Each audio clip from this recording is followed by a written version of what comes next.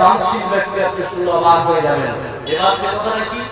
দান সর্ব অবস্থায় উত্তম জিনিসটা করবেন।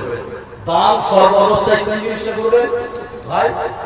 উত্তম জিনিসটা। এখানে যত আপনারা বসে আছেন দেখতে পাওয়া যায় হাজার মানুষ আছে যে টাকাটা মার্কেটে চলে না, যে টাকাটা বাজারে চলে না, ওই টাকাটা দেখা যায় যে শুক্রবার দিন আসন করে আপনার কোটেতে বা টুপিতে দিয়ে দেয়। এরকম লোক আছে না? বড় বড় আছে ভাই। আপনার যদি ভালো টাকা থাকতে পুরাতন টাকা দেন তাহলে পরিপূর্ণ আপনি নেকি, পরিপূর্ণ নেকি পাবেন। এর প্রমাণ এবার একটা ঘটনা বলে আমার উপস্থাপনা শেষ করবো। এখানে কি বাজছে গো? মন্দিরের মধ্যে কি বাজছে? একটা ঘন্টার মতো কমিটি কারা আছে প্রমাণ করেন। এবার শুনে দিকে এদিকে খেয়াল করুন। তাহলে সর্ব অবস্থায় আপনি ভালো জিনিসটা দান করবেন। কোনটা দান করবেন?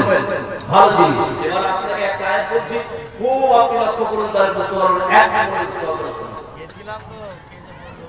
আল্লাহ রাব্বুল আলামিন বলেন, لن تنالوا البر حتى تنفقوا مما تحبون।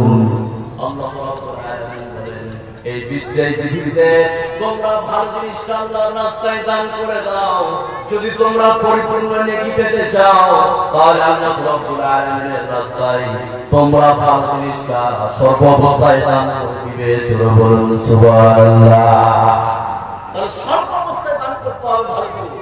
এবার একটু খেয়াল করুন, আয়াতটা যখন নাযিল হলো, হযরত আনাস বিন মালিক তিনি বলছেন যে মদিনার আনসারদের মধ্যে যতগুলো ধনী সাহাবী ছিলেন, একটু খেয়াল করুন, সাহাবায়ে প্রিয় জিনিসটা কিভাবে আল্লাহর রাস্তায় দান করেছিলেন খেয়াল করুন।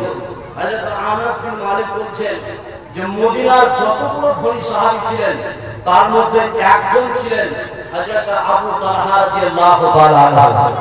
তার যতগুলো বাগান ছিল, অনেকগুলো খেজুরের বাগান ছিল, তার মধ্যে সবথেকে দামি, সবথেকে